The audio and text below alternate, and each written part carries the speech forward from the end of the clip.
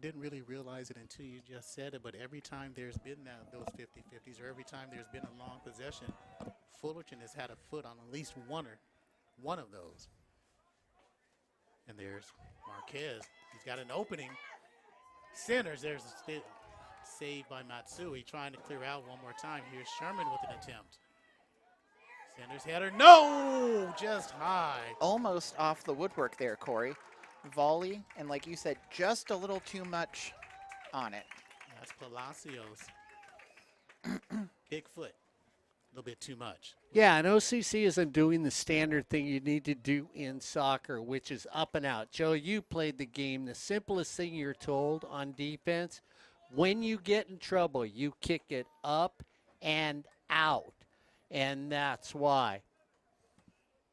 So, that's what you need to do. Welcome to Friday Football here on Hornet Media. Futbol Fridays? Futbol Fridays. I said that, didn't I? Friday Football Fridays here on Hornet Media.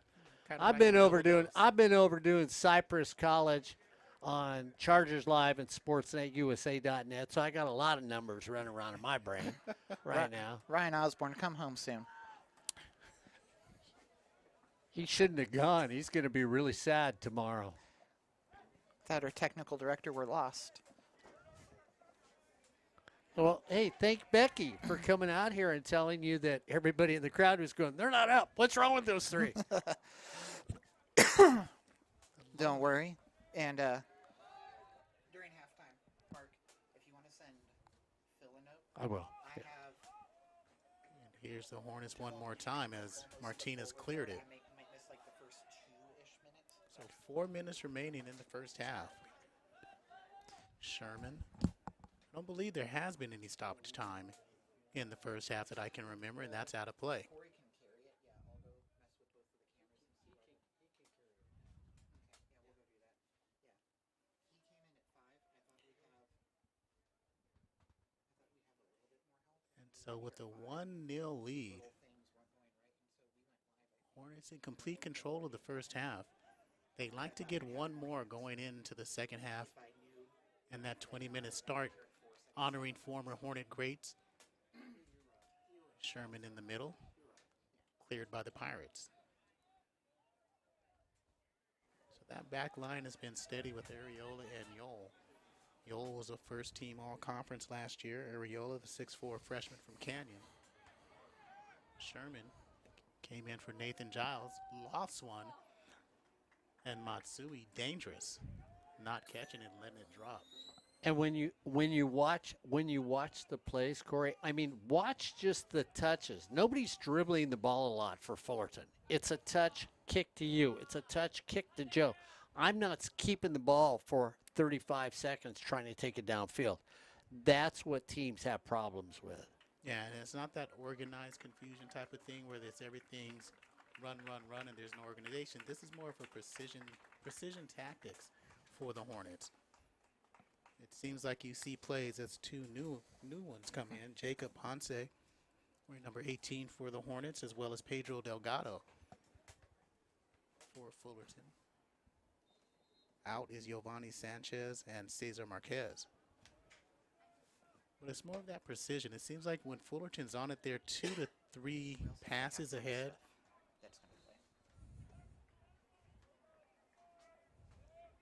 Approaching 2 minutes remaining, but it seems like they're 2 to 3 passes ahead when they're really working together. Mm-hmm. Yeah. And they're really nice touch passes. Plus, they do put the ball in the vicinity of the foot for their own player. And it's a free kick for the Pirates. Jack Chapman having a discussion. Well, this is the kind of thing with 2 minutes left in the half, Corey. If you're the Pirates, you put one on the board, and now you go into half knotted up. 1-all. Gabriel Garcia tries it in the middle there. Fullerton headed out. If you're the Hornets and you can turn this into an attack and put one on the board, that really changes the momentum for you going into the half, obviously, as we see one of the Pirates going down. Looks like he's a little sad he didn't get a call. Good footwork, just better defense by the Hornets. And Fullerton has on the clock. 2 minutes is stopped. And again, Joe, I can't remember any stoppage of play. It's anytime like there's a foul penalty kind of things, the substitutions, like those little things, you may not think about it, but over the course of 45 minutes, those seconds add up 2 minutes. So there might not be much time, as Ryan has said before, on Futbol Fridays. The OEC officials and scorekeepers normally stop the time at 2 minutes. So that 2 minutes will elapse, and then we will be in stoppage time. So we're somewhere in that weird twilight zone because unlike Mark, the king of Cypress College, getting the stoppage time signs from the officials, we're not afforded such luxuries. Back kick with a lead. All right, so looking to convert here as we close out the first half of play on Futbol Fridays. Left is stopped. I like the dribble with the head, and there's a trip. And that's it? They give him a yellow card. Oh, yellow card came up. Yellow card on Gabriel Garcia. So for Garcia, that's his second of the season. And a free kick coming to the Hornets. Martinez is going to take it. This is his 6th appearance for Steven. This is normally the point in the game on Futbol Fridays, Mark. Last closing minutes of the first half going into the second half is where we start seeing the physicality come out a little bit more for both teams. Oh, I think you'll see that in second half. I mean, you know, this is, you get to play each other twice. You get to play one time at your house, one time at their house. Draws are really that old adage, like you kissed your grandmother. It's, you know, sort of spooky. So, you know, there we've got as we come to the end of the first half. Fullerton's up 1-0 over the Pirates of Orange Coast College here on Futbol Fridays with Corey, Joe, and Becky.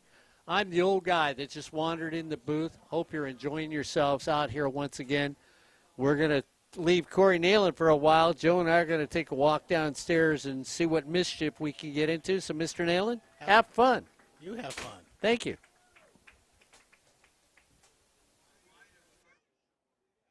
$50 raffle ticket for one of our Hornets. The winner will be announced at the end of the game.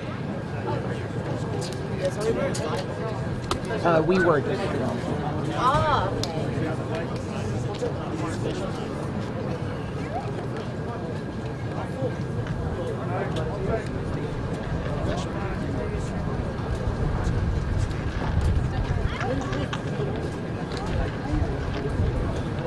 Hornet soccer fans, stay around for the halftime presentation.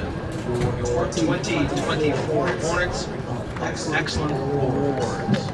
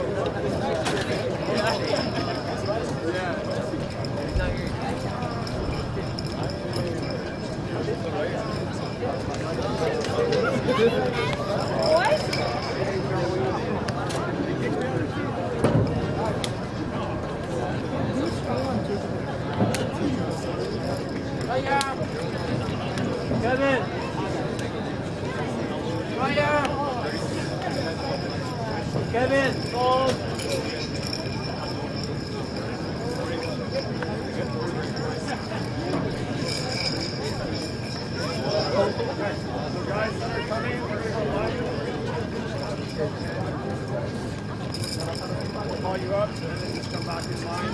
Right in there. Around 28 teams. Kevin,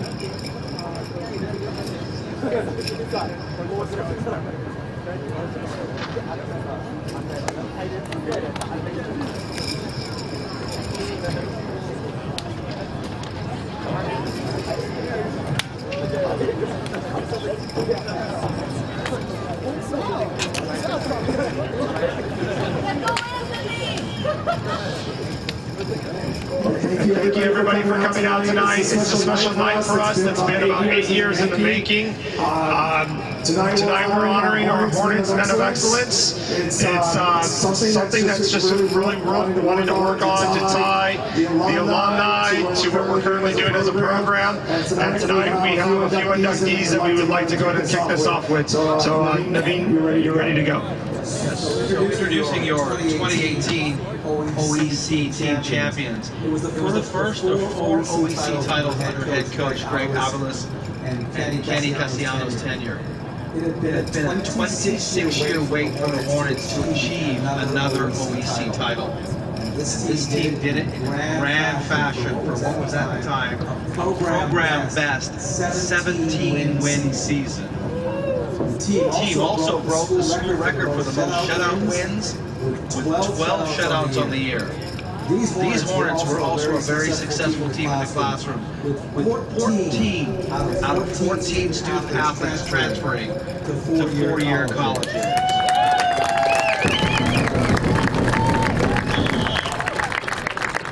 Join me in welcoming Angel Ponce, Ryu Ichiara, Caesar Ortega, Danny Abrego, Marco Polo, AJ Yazid, Anthony Ferrigno, Mike Calderon, Juan Medina, Kevin Romani, and CJ Wood.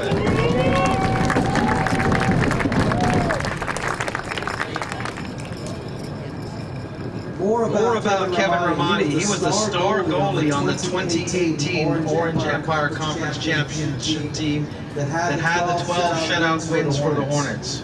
Romani was named OEC Honorable Mention, nominated for Defensive Player of the Year in 2018, and on the Dean's list every semester at Fullerton.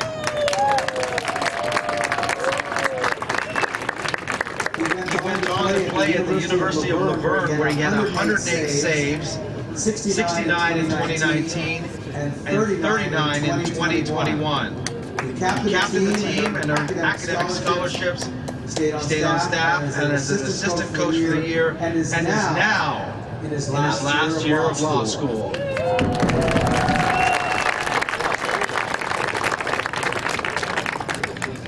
Kenny Castellanos is currently serving as the associate head coach for the Hornets.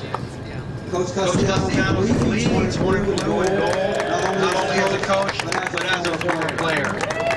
As a player, he played a significant role on the 2002 and 2003 FC squad, scoring a total of 9 goals with 8 assists. In 2003, he helped his team to the state tournament semifinal game. As a coach, Kenny got his start as a Fullerton assistant in 2006 and has played a huge role in student-athlete success, sending over 100 players onto the 4-year level and beyond. Castellanos has helped the Hornets to the playoffs 8 times and won 4 Orange Empire Conference titles and captured 3 C2A SoCal Staff of the Year awards.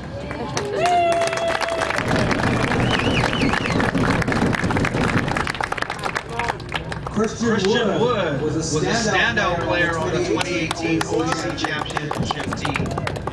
He captained the 2018 squad and led a defense that broke the school record for shutouts, 12, and wins 17. Christian earned OEC Conference Defender of the Year. Was the first time all-conference first-team SoCal All-Regional, and was awarded 3C2A first-team All-State honors, and earned the Fullerton College Athletics Male Scholar Athlete of the Year award.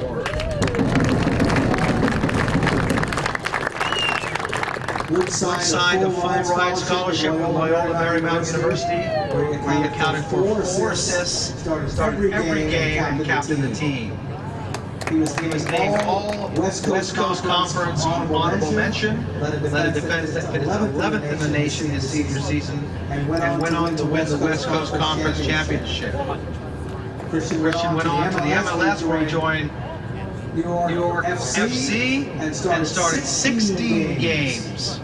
Christian is currently serving the soccer community as a sports analyst and player agent, developing upcoming talent.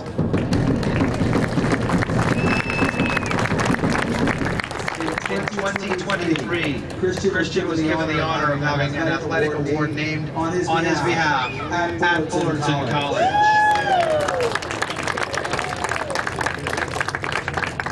And finally, head coach Jim Pasquale, the founder of the Fullerton College men's soccer program.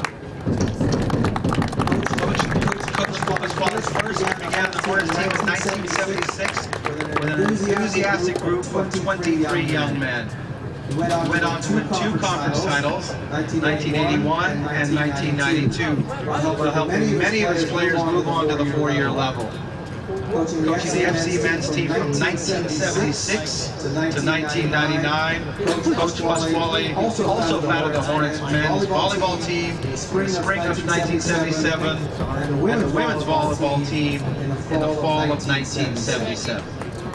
When asked his former coach and mentor, Tino, the younger FC player 1983 to 84, had this to say. The whole foundation of my defensive principles was based on what I learned at Fullerton College from Coach Pasquale. He has been a tremendous impact on my life and what I carry on to others. Now, we'd like to welcome Regina Pasquale Linton to speak a few words in remembrance of her father, Coach Jim Pasquale. Thank you for coming out to honor my dad in this tremendous program. He began this program in 1975. I'd like to introduce the people who are with me. This is my father's wife, widow, Debbie Pasquale, my sister Nicole, my niece Layla, my nephew Jacob, Coach Pasquale's grandkids. Tino back here is one of his players. Doug Whittemore's one of his players and his family. My daughter Bernadette is Jim's granddaughter, and Joseph is his fiance. Calvina Rossetti, a very good friend and coach. His brother Fred Pasquale. And then in the back is Brandon, Nicole's husband, and my brother-in-law.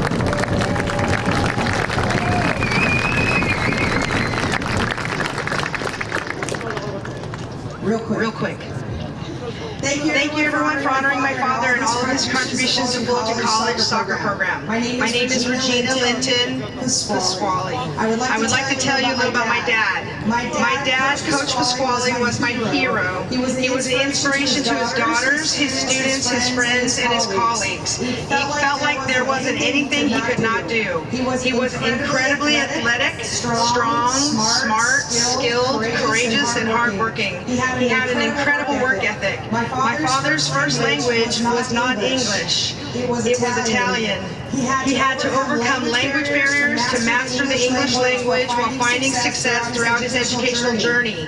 He worked very hard to put himself through college. Despite the obstacles that life threw at him, he earned his degree at Slippery Rock Teachers College University and his master's degree at Northwestern State University. He was recruited to coach the Fullerton College men's gymnastics team because of his extensive experience and talent in the sport of gymnastics. In the 1970s, he was asked to establish and build a new soccer and volleyball program at this college. Soccer soon became his main focus, and he had a very successful coaching career and built this program for Fullerton College. Through recruitment, education, training, and superior coaching dedication, Coach Pasquale built a powerful soccer program for Fullerton College. Throughout his career, Coach Pasquale inspired thousands of students. He inspired them to pursue fitness and a healthy lifestyle. He inspired them to work hard to be successful in their educational pursuits. He inspired them to set goals and train hard to be the best athlete they could be. He left behind a legacy of fitness and excellence in all the programs he coached. A big reason Fullerton College soccer is the outstanding program it is a direct result of his time, effort, dedication, and love for his athletes, the sport of soccer, and Fullerton College. Thank you again for recognizing him.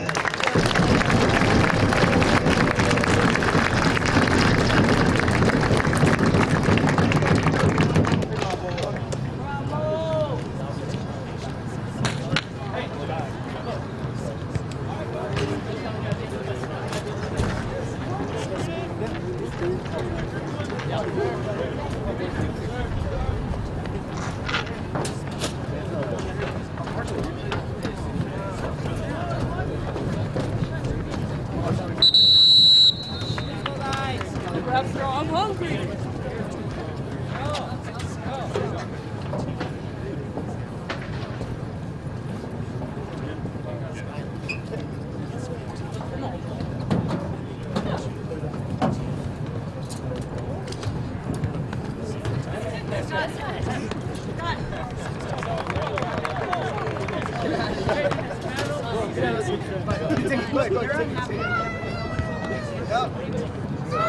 Sorry, buddy. Sorry, buddy.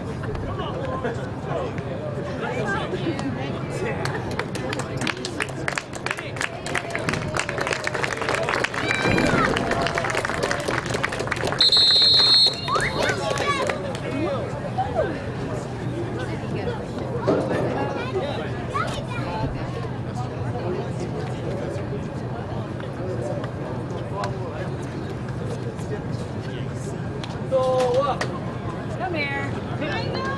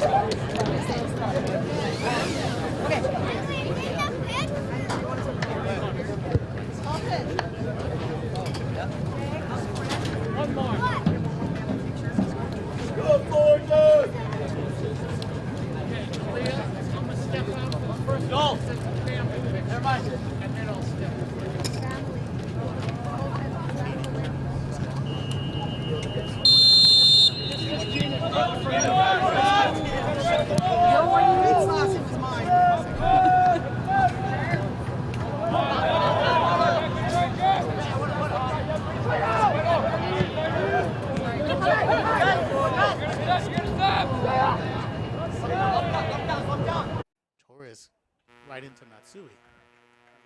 Or excuse me, that's Sanchez. Not much of a threat to hit the back of the net. So the Pirates with Yokata, number 24 in white. He gets to start. Saif Shaker on the near side, number 7 in white. Brady Powell working hard. Excuse me, that's Zindon Burberry working hard at number 10. And here they come the other way. OCC trying to get in there and be a little bit more aggressive to start this second half of play. And here's Torres.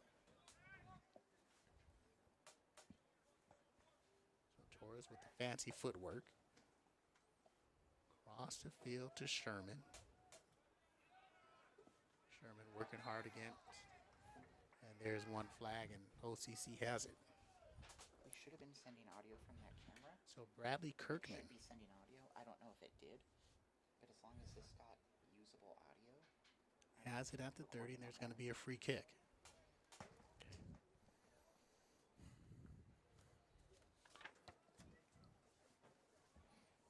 So it starts, just started the second half of play. Welcome.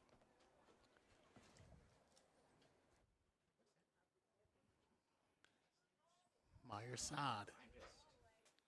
Martinez clears. So a hectic Football Friday. Yeah, almost as hectic as everything up here, right? Oh no, you've been pretty calm. You're doing well over there. Talking about pound cake and everything. I heard you. I heard you. Even though Joe and I were down the field, I heard you. Nothing wrong with pound cake. A little bit too far for Torres. Working hard 1-on-2. And Fullerton trying to go. Here's Torres up. And Sanchez working A little on the tighter. left side. Giovanni Isn't in that the middle. Up, not out. And here's Torres. Cleared out to Max Ron. Here's the Pirates coming the other way.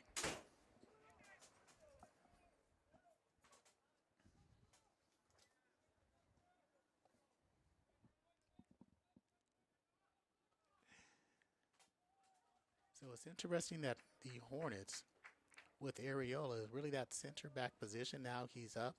Very versatile player, defender, center back. And as Joe likes to mention, you need a striker out there with a powerful leg, and he's definitely one.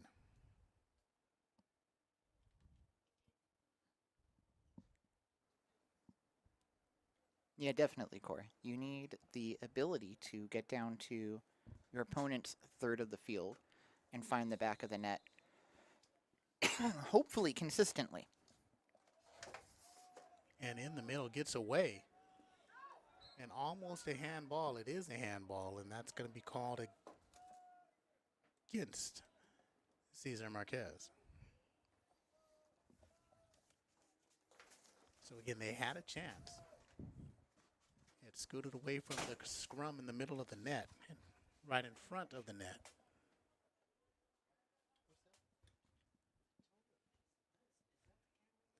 So Matsui. There's a header and almost a breakaway. Yol needs to clear it with Yokata. Yokata chasing him down from the Pirates. Chapman, Yokata. Nice little swizzle kick to Shaker. You say swizzle stick? Swizzle kick. Burberry almost a nice little nifty kind of shuffle. Ooh. And a takedown. So that's the kind of thing where I think as a player, you made a choice. You wanted to go for that header. You tried to go up and over your opponent. He almost looked like a wide receiver trying to make a catch going into the end zone on a football field on that one, though. Hit his opponent's shoulder and just kind of tumbled down to the ground. And to me, if it were the American football instead of soccer, no call. It's simply one of those plays where you went up. He was going to be under you anyway, and that was Giovanni Sanchez. And there's a no call, but you do get a free kick. Kirkman tries to play it in the middle. Floater into Hornets territory. Areola was there. Burberry couldn't handle it.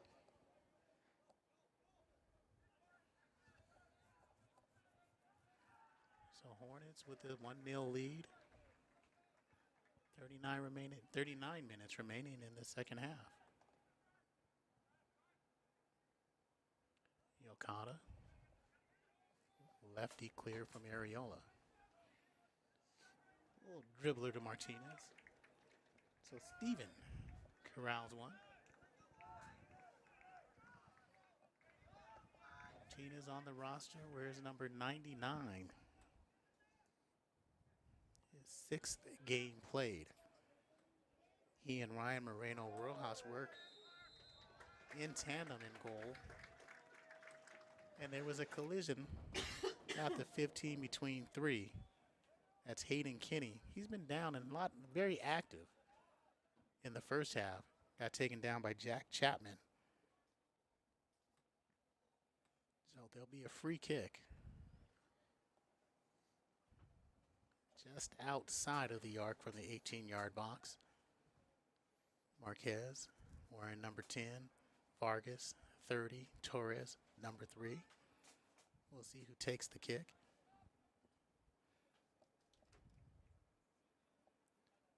Matsui, you see at the goal. It's going to be on the left hash mark. And they were practicing this precise kick in pregame.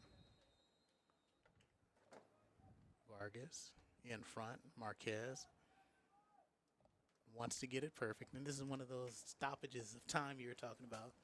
they do add up. Marquez, does he want to take the right? Up high, through the goalpost. All that time, and that's what they come up with. Yeah, I mean, so he tried to chip it in, but the way that he approached that ball to me looked like he was just sending across the field. Unfortunate that we took all that prep time for that, and that just comes down to practicing a set piece and ball placement. But going to what Mark had said, that Fullerton College coaching staff says about corner kicks is it's that lack of precision. It's not being able to put it where you want, like putting a laser down and going, it needs to hit right here. And is that execution we're talking about from last year's team to this year's team? Even though this year's team does have a winning record, maybe that precision is there last year. I think they just had some people that could force their way to the back of the net last year. Their corners last year seemed, at least the Futbol Friday games, the home games that we would cover here, seemed about the same kind of conversion rate. Last year, it seemed like it was those drives down the field, catching their opponents on their heels, being able to send the ball downfield with speed, with some get-to-itiveness, to use a Corey Nayland saying, and find the back of the net that way. So out of play on the far side. And again, a lot of action for Orange Coast, but again, nothing really threatening towards goal. Fullerton up 1-0. So as Ryan would say, this is the kind of time where if you're Fullerton, do you park the bus? Do you stop trying to score and you just focus on keeping them from scoring? You're up 1-0. We're 10 minutes down, 35 left of play. I don't think you should. I think you put the punctuation mark on it. You put the exclamation point on this game. Go up 2-0, then maybe we talk to the bus driver, go, hey, do you feel like, getting off on the next off-ramp or two? Yeah, it seems like the type of match that really gets them going in the OEC. It really establishes their confidence moving on for the rest of the teams. Here's Yole. Well, and standing-wise, I think goals scored count towards standing, if I'm not mistaken. So in a perfect world, you probably don't want to park the bus here. Your 5-way tie, I think you said, at third place. So you put a couple more goals on the board and kind of hope you can distance yourself from some of the rest of the pack in the OEC standings. Shaker headed out. Yole. Sanchez and Vargas. Vargas and Sanchez leading the way. Here's Marquez on the near side. Sanchez has a clearing. Tried to send it across, but it looked like, was that Hayden Kenny just kind of overran that pass? And there was that number 9 from OEC? Was that Gabriel Garcia that got in the way? Yeah, Garcia was in the way, and it was cleared by Randy Arcega. Here's Sanchez and right to Matsui. So what do you think about those 20-ish yard out shots? Send him to the goal, send those to the keeper, keep them on their toes, or do you think you hold on to that and try and create a more definitive scoring opportunity? Nah, you never know. Send them in.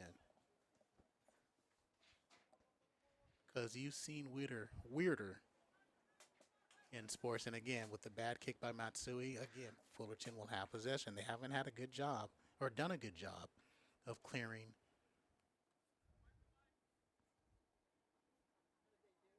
On the season. Both these teams have scored 10 goals on the season. Goals per game, 1.11 for the Hornets, 1.25 for the Pirates. As we said, Fullerton has a better shot percentage at .204 to 1.75 for the Pirates. Sounds like some Moneyball stuff with these stats you got, Corey. And it's interesting. Fullerton has about 5.5 shots on goal per game. And so I think they're well past that in this one. In the first half, they had at least 5. They've had a couple here, but no threatening shots. Yeah, they've had some good looks. There's some that I wish would have not been such high floaters over the goal. Like to see some stuff actually touch the woodwork, go off the post, make OCC feel like you're that much of a threat from any distance that you're taking a shot, especially a free kick. And speaking of Gabriel Garcia, he's got the free kick. So the lefty delivers, and nice save by Martinez. Hands up, pushes out, and it was a header in the middle. And that was by Brady Powell, who tried to convert. But nice precise pass by the lefty Garcia, and they'll have a corner.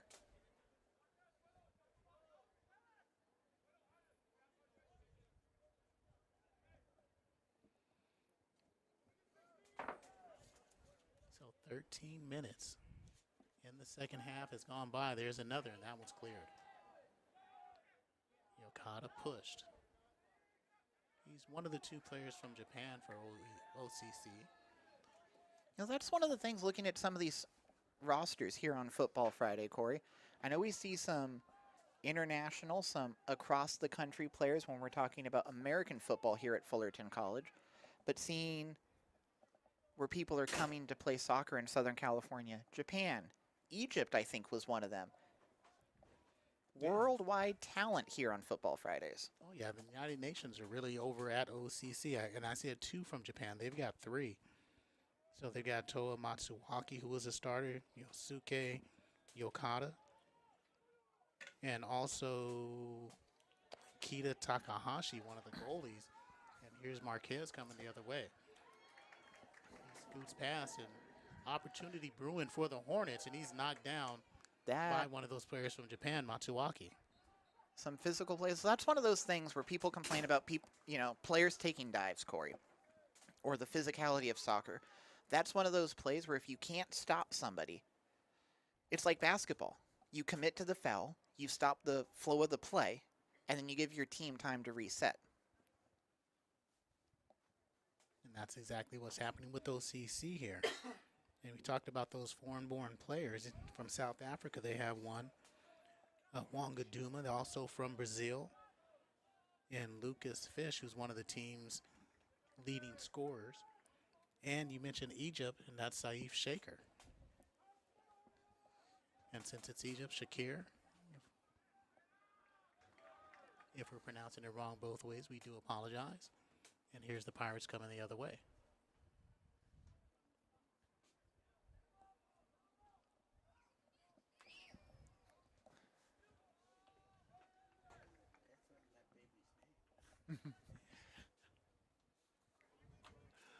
One nil. It is now. Mark over here sounding like the Ting Tings, saying that's not my name. But again, you like to see it though.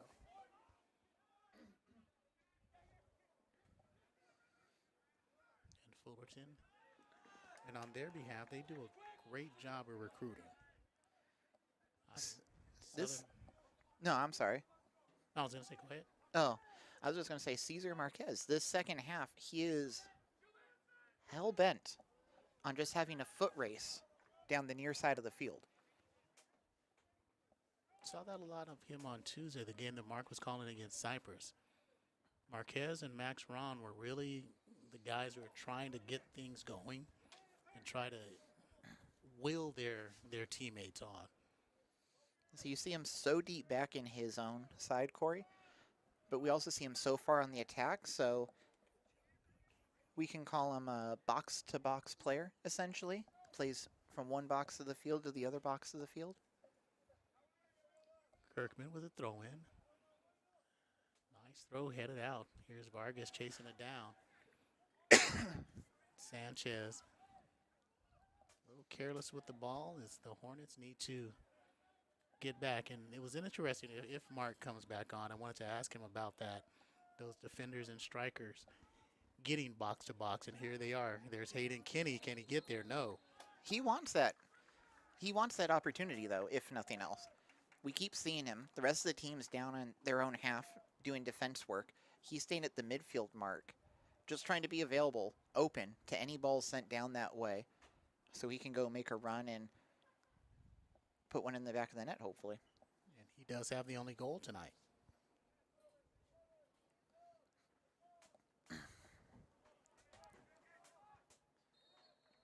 So Orange Coast has picked up their intensity a little bit, their physicalness and their aggression. 18 minutes gone by in the second half. It's 27 left here on Futbol Fridays.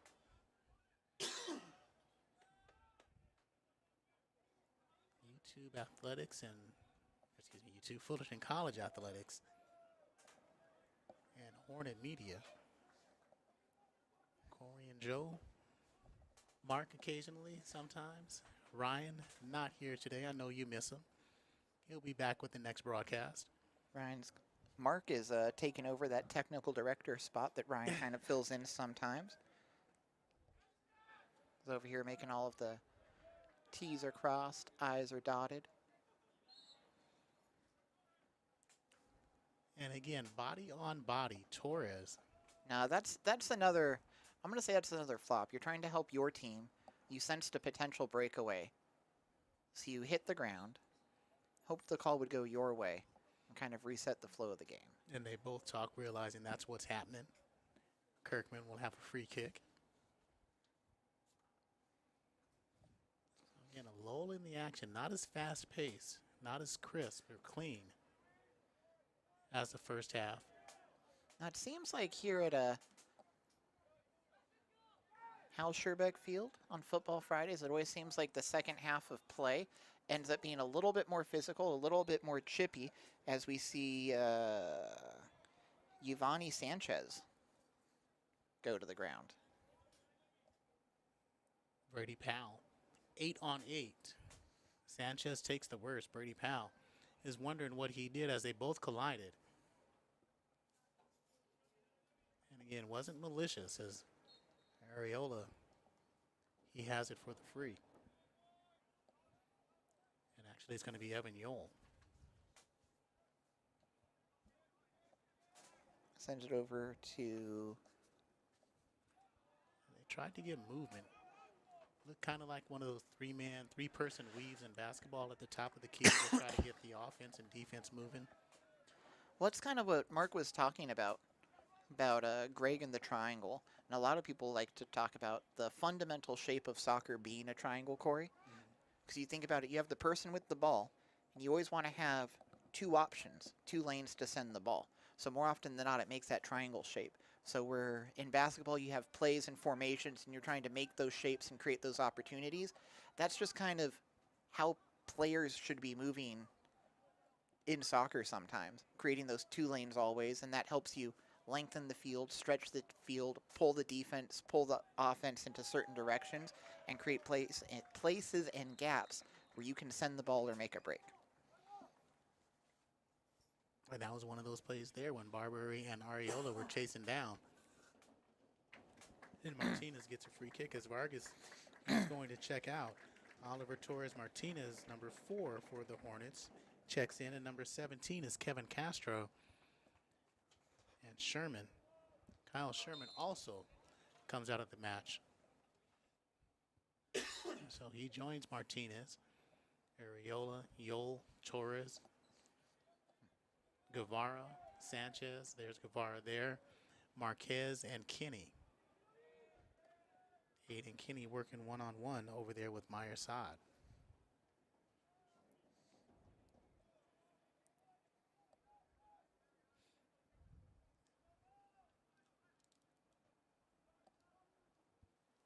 Fullerton really putting on some pressure.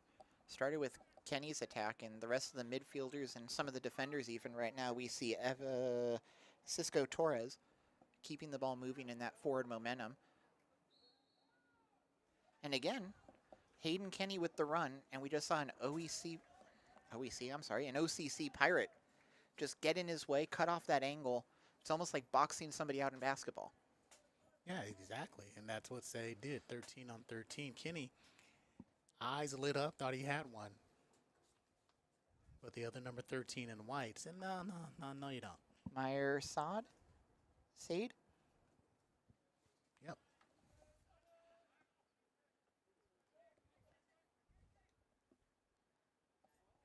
Evan Yole. And then we see little hook of the foot to Oliver Torres.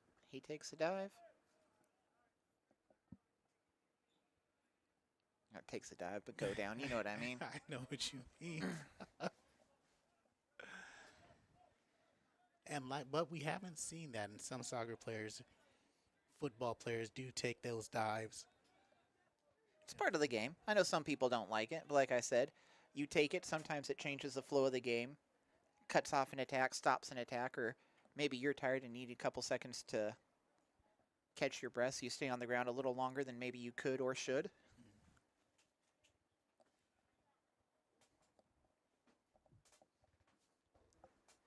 Technical Director Mark, once again, comes back into the booth with us.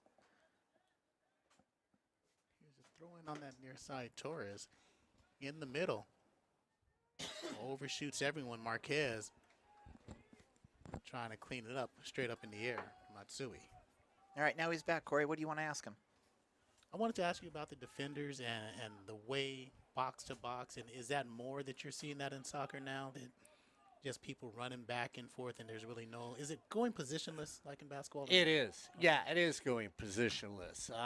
You know, you'll look where somebody starts. You'll look at what it says they play there. You realize they're a forward, but it says that they're a defenseman. You look at a midfielder. A midfielder now is somebody that goes on offense and defense. Moreno, who plays for Cyprus, is listed as a defender. They put her in as a forward today. Itzel Ramirez is all over the field at Cyprus College. Caitlin Peters for Saddleback is the same way. So, what a stop of that play by, was that Evan Yole? No, that was Cisco Torres. Cisco Torres with that beautiful slide tackle. The only one you know who is who are the goalkeepers. Okay.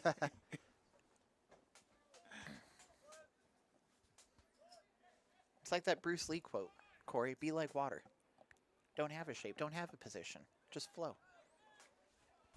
And is that one of the things that's really, and I know you've been saying for years, Mark, that soccer is the fastest growing sport in America. We know it's #1 in the world for popularity. Not just popularity, it is #1 in the world. Just Yeah. full stop. Yeah. The world's game. But is it catchy? Is that one of the reasons that it's growing in America? Yeah, I sort of like what Ed said about it too, Corey. It's sort of like you talk about the old days with basketball. You used to go out with your friends, go down to the pavement, play on a rim that was bent, and that was the thing. This is one of the least expensive sports to have on a collegiate level. And I heard that conversation that you two were having, and I wanted to bring that up here as we have about 20 minutes remaining in this match. That conversation about teams and money and community college and affordability. Yeah, I mean, when you think about football, multiple uniforms. When you think about basketball, multiple uniforms, the shoes and everything else that you do. Then it's where you're playing at, what you have to take care of. I don't need to have a turf field like this. I can go out, like Ed said, sprinkle some grass down, water it for 5 days, get Joe on his motor, and have him mow the lawn for us, and we're ready to play soccer. Yeah, get some paint, draw some lines, and you're off to the races. Yeah. And Joe, you played, and so playing on turf and playing on grass, everybody knows there's a difference, but what did you prefer playing on? I prefer grass. I've played on turf. I've played on this turf field before it was green, not for Fullerton College, but as coming out here and playing some rec soccer. That old green field in the middle of the day got so hot. I'm sure the football players are going to feel it tomorrow. Or were feeling it when they were playing midday games. That turf gets so hot, I'd feel my cleats getting hot. Yeah, well, Corey, you know what it's like to fall on grass. Grass gives, and if you don't have padding underneath one of these fields, it's like hitting pavement, baby. What monster wouldn't put padding under a turf field? I'm not going there. I get in enough trouble here at Fullerton College. Juan Luis Quintana checks in. Giovanni Sanchez checks out. Phil Thurman still likes me, so I'll stop there. And here's Yokata. Nice fake with the right. And a good rotation by Max Ron cutting him off. And Corey, when you look at that, Takata makes a move. There's 5 blue jerseys back there with him in a circle. It's like playing a boxing one on defense in basketball. I'm taking you 1-on-1. You come down in my zone. There's 4 other guys that are smothering you. I know you'd still shoot the shot, but. Oh, yeah, I would have shot it. I would have had the fake. I probably would have tripped if I'm trying to play soccer. But anyway, if I could play soccer, I would have shot it with my left and tried to score. And you talk about that boxing one, and there are 5 players around him. They're not in the prevent type of defense, you two. No. But again, it's not prevent, but we're not going to let you score. Yeah. And, Joe, I've never figured why people don't have their head on a swivel in soccer. The greats do. The greats know where people are when we don't see them as fans. Oh, yeah. My favorite thing to do as a midfielder when I used to play was almost act like a not a wide receiver, but on defense, what would it be? Would it still be safety? Act like a safety. Drop back 5, 10 feet behind somebody so they look open, track the ball, see the cross come in, and then just go close that distance and then step in front of them, take the ball, and then you're off. Yeah. Get far enough away that they don't realize you're there, and then just go in there and scoop that ball out. Can you imagine if these guys played defense like basketball? The score right now would be 14-12. What do you mean defense in basketball? Exactly. Oh, sorry, Perry Webster. We know you played defense here at Fullerton College. See, defense in basketball. Only at Fullerton College, defense in soccer. That's At exactly Fullerton true. College. There you go. Well, at least 2 teams play defense. Oh, yeah. Well, there's 3. Now let's see if we can get some offense going here for the Hornets. 1-0. Under 16 to play. Beautiful. Marquez trying to clean up. And here's where you would need a goal at this juncture. And Marquez was thinking the same thing. Yeah, I mean, this is where you know it too. I mean, right now you can shut this game out. Yeah. You got a clean sheet defensively. If you get one more goal, now they got to press, or they basically folded their tents and said, game's yours. Well, when you were out there playing technical director, Mark, that's what I was talking to Corey. When we were about 10 minutes into this half, had 35 left to play, I was talking to Corey. If this is you, do you park the bus, keep them from scoring, and keep that 1-0 lead, or do you try to put another one up, go 2-0, and just kind of hit them in the morale and show them you can control the tempo of the game that much and have a safety net score? Of course, Well, you want to walk out with a clean sheet. I saw the #1 team in the nation decide that they were fine with 3 minutes to go in the game. They were up 1-0, and they collapsed. They're still #1 in the nation, but they should have won that game against Saddleback. I love BJ. He's a great coach at Saddleback. He even looked at me and said, they dodged a bullet. So we're in the 75th minute of play. Oh, and that is, if you're the Hornets, a yellow card. On Brady, and that was Brady Powell, who's on the ground. They And are, that's outside of the box, though. yeah, they are lucky Brady Powell was not 10 feet further down the field, because we'd be looking at a penalty kick right now. Yeah, and when you guys talked, we talked about Ryan Osborne watched the penalty kicks by Max Ron and said, I've never seen anybody be so nonchalant in his life kicking a penalty kick. He scored, but, it's almost like Ryan Osborne, doing the coach's show. Oh, wait a minute. That's right, Ryan. I'll pick on you. You're not here right now. Don't forget the coach's show on Hornet Media every week. We have one of our advanced students from 145 sports class out there, so make sure you watch it. Garcia with the left. I looked away for a second, completely missed that one. Now we're knotted up. And, Corey, this is where Fullerton has had the habit, Joe. You've been here for enough games this season. They drop their drawers and get scored on. Everybody stands there, and now OCC's back in it. And here's the difference, Corey. When you talk about where Fullerton wants to be and where OCC thinks they may be, there's a different mindset. I don't see anybody down the bench. I see them looking and say, we need to make some changes right now. If this ends up in a tie, I think this is a victory for the Pirates. It is. They caught Fullerton College. I don't want to say sleeping because that was a free kick. Flat-footed? Flat-footed? I don't know if I want to say that either. No, I would say flat-footed and a little disinterested Well, on the free kick. Was it straight off the free kick? Because I was looking down at my stat sheet. I missed it. Straight off the free kick, he went left-handed, left-footed, and he bent it just slightly. Martinez, he was slow to react. And yeah, they were flat-footed and disinterested. I don't think they were. I don't think. And correct me if I'm wrong. Does that sometimes happen? They don't think they're gonna have a chance to go in goal. Oh yeah, I think there's players where they say this is difficult, and they're not that good. Don't worry about them bending the shot, and then they do. That's the inconsistency of players at this level. Could he do that again? The likelihood is probably not. Fullerton tries a counter, and they don't. Well, it's the same thing from the free kicks or the set pieces that we're seeing Fullerton College take. Even some of the crosses. That lack of accuracy, being able to put the ball exactly where they need it to or want to put it, that's causing them to not create scoring opportunities right there.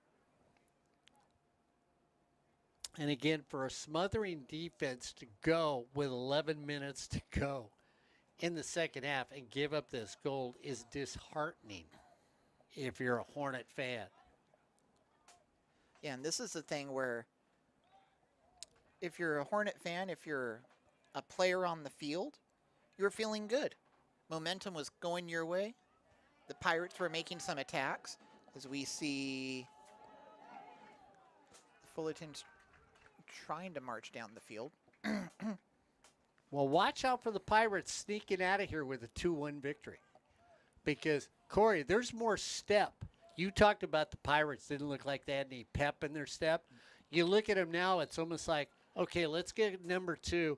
We'll steal one here at Fullerton. Yeah, and it's been a tough opening season, or tough non-conference for them. And they tied to Golden West in the first conference game. It's been a little bit, they've been snake bending a little bit.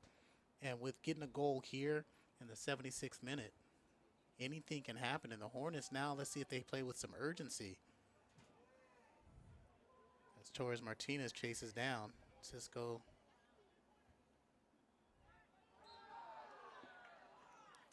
kicks it out. So it was Torres and Torres Martinez working together in the corner. And Pirates come away with possession. Yeah, and this is the thing now. Now if you're a Pirate, you want to keep the pressure on the Hornets. Keep the defensive backs deep. Keep them on their side of the 50 or midfield stripe. And if you're Fullerton, this is where I start taking chances. Not out of character, but I become very aggressive. As we hear the fans on the Fullerton College side coming alive, trying to. And Joe, we've been here all match. Fullerton now seems like they're playing with some Vigor? neediness. That like they need something to happen. Yeah, I mean, I think that's the conversation we had earlier. I think they parked the bus. They weren't trying. Yeah, they were trying to take some shots on goal, but I don't think that was their priority. They were up 1-0, had a clean sheet. And that relaxed attitude led to an unfortunate foul, a free kick, and a scoring opportunity for the Pirates.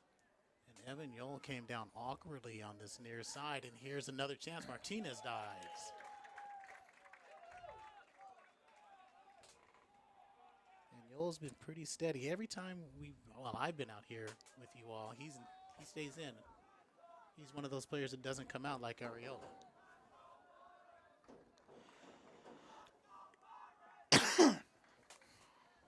So the question I wanted to ask both of you, who's got the best kits, the best fit, the best uniforms?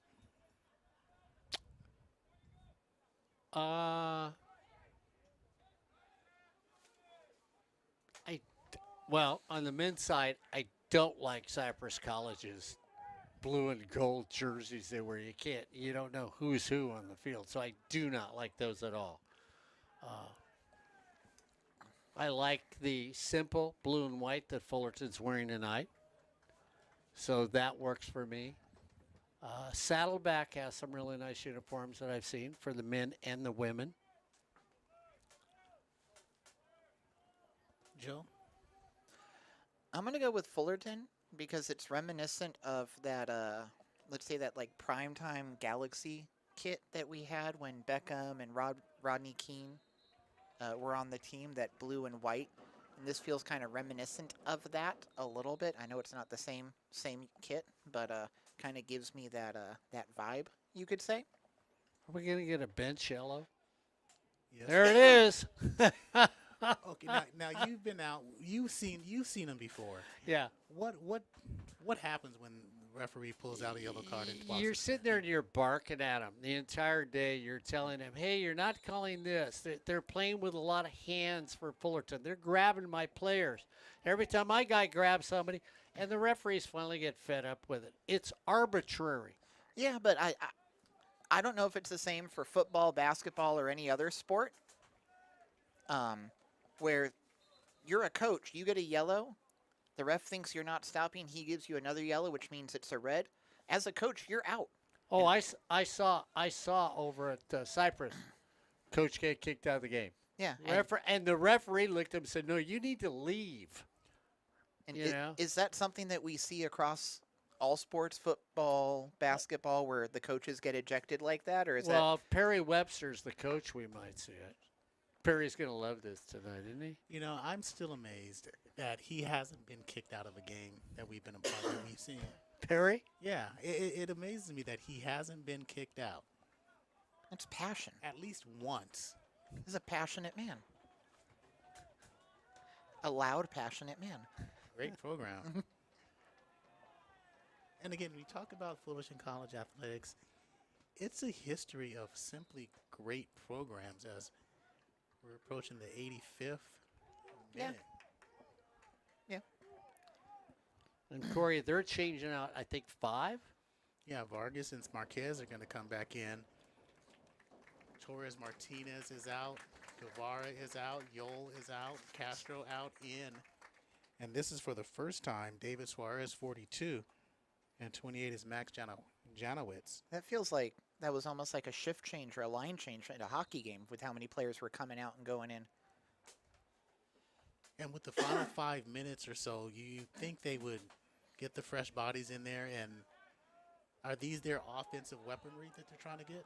No, they're getting new legs on the field, and it's Greg's way of saying to the other people, hey, you're not doing what we want you to do.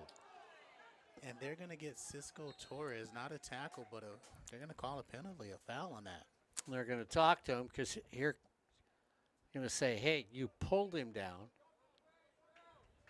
You know, and the referee will just tell you, too, hey, with whatever you did, don't do that. You do it again, I'm gonna stick a card up in the air, and you're not going to be happy.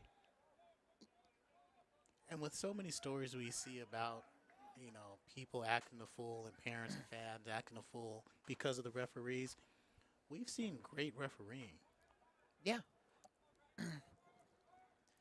This season, I think, has been pretty good here on Futbol Fridays. We've seen the refs just kind of let the action play out on the field.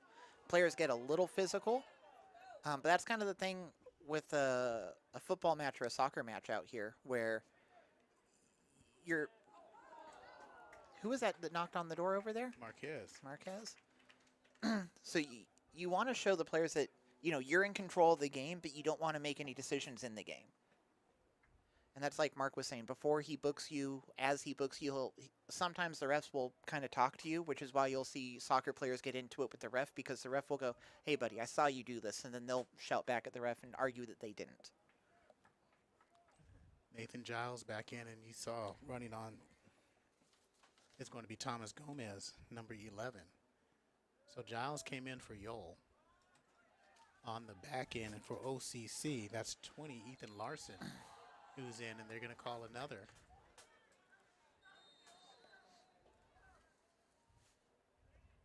And now it's turned into a pickup basketball game, as you were talking about. Now here comes a discussion with another head coach. I want to see if he's told. Okay, so what he's telling the coach right now is the coaches are wandering down. It's like you'll watch Kenny or Greg. Greg sits in his chair a lot of the time. Kenny will get up and wander, but they don't wander down the field. It's that coach's box that you have that once you start wandering, you know, you should get called. And who's going home early? There's another one. Is that a second booking for a member of the coaching staff at OCC? It is. Yep. Yeah, it is. 2 different coaches. And this is just too much chiming in and chatter right now. It's the kind of thing you've got just over 2 minutes and let's say seconds left in the match. Just bite your tongue, man. You've got 2 minutes, some stoppage time. Just let them play. And you were talking about the coach's box. Is that pretty similar to like the coach's box that we'd see in football? Yeah. Mark? Yeah. You can only walk so far down. And if you continue to go, they're going to tell you, get back to where you belong.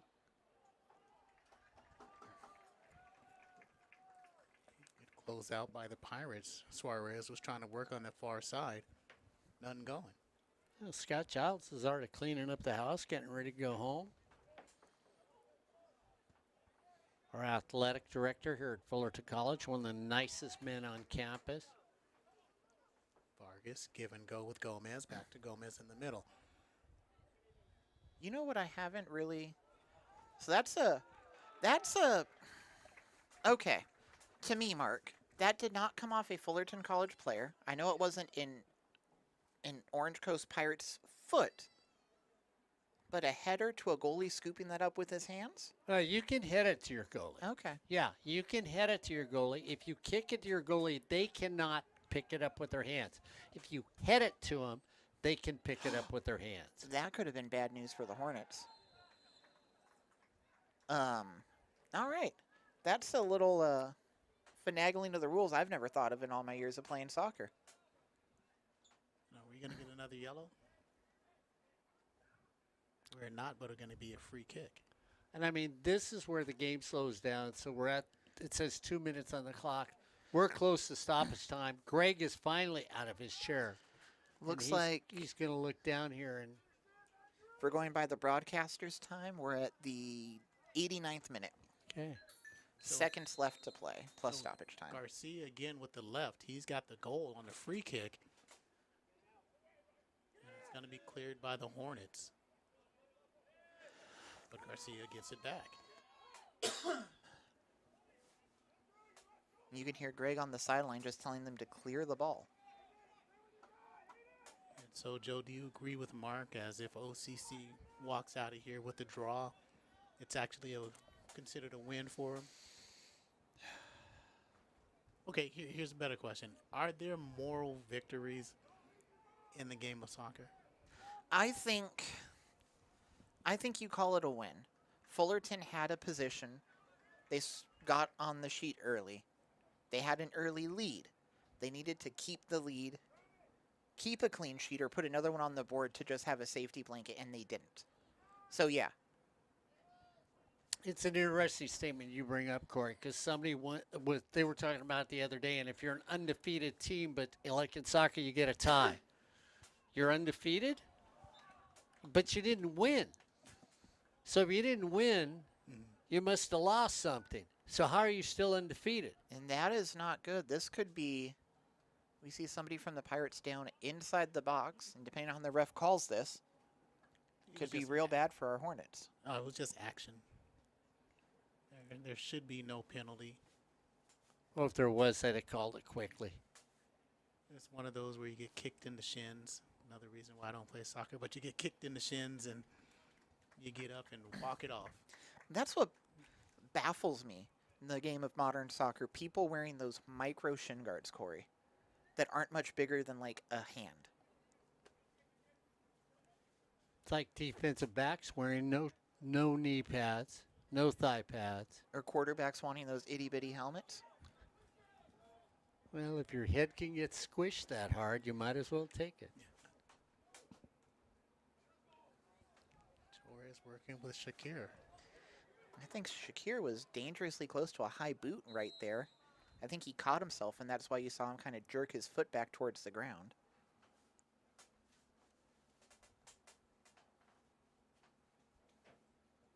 So I think the energy levels pretty much dissipated from both squads, it looks like. Seems like both squads just want to get out without anyone getting on the board again. Here's Berbari. Suarez. Kicked in the backside. That's a new one. Giles and Marquez. You see Marquez running. Excuse me, that's Guevara. Oh! And there it is! Thomas Gomez on a pass from Guevara, or was that Max Ron? It looks like it was Guevara with the assist to Gomez, and it's 2-1. My favorite part of that play was I thought they were going to send it through to Hayden Kenny, but Hayden Kenny just kind of stepped over the ball, faked out the keeper, and I think that's what kind of misdirected the entire team and gave them that goal. Nice little touch score, which is actually what it was. It was just a redirection that you saw there. And I think that was great for Hayden Kenny. He could have tried to get a boot on it, but the ability to think, you know what? I'm not going to touch this one. Somebody beyond me, being aware, head on a swivel like you were saying, Mark, realizing your teammate has a better look at the goal than you do, and giving up what could have been a goal that you scored because somebody else you thought had a better look than you did. So Gomez gets the score, and that was actually Max Ron who gave him the opportunity. So explain that again with the touch. Well, basically what you do is you redirect the shot with your foot. You're not trying to necessarily get the shot. You're redirecting things, and it's like if you watch enough ice hockey, you know, a place where it's cold down on the ice, that can be a redirect also, where you stick your blade down and redirect a shot. That's what you're doing with your foot. It's a tool at that time. So like I said, both teams were dissipated in that interest, so I guess I was wrong. Well, Corey, I think there was a lot when he put the 5 players in. I think the words might have been from the sideline. If they tie us, they actually beat us. I think Greg would have looked at it as being a loss. And Max Ron comes through again. Back-to-back games now. So Ron with the pass and the redirect, as Mark says, from Gomez. Just a pretty play. Yeah, it was.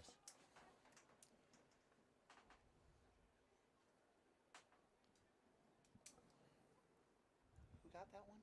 I missed it. Gomez.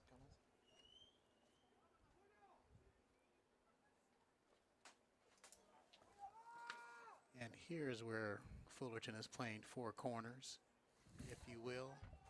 Oh, yeah. Oh, yeah. And what you want is you want your opponent to kick it out so you get a throw in, you take your time.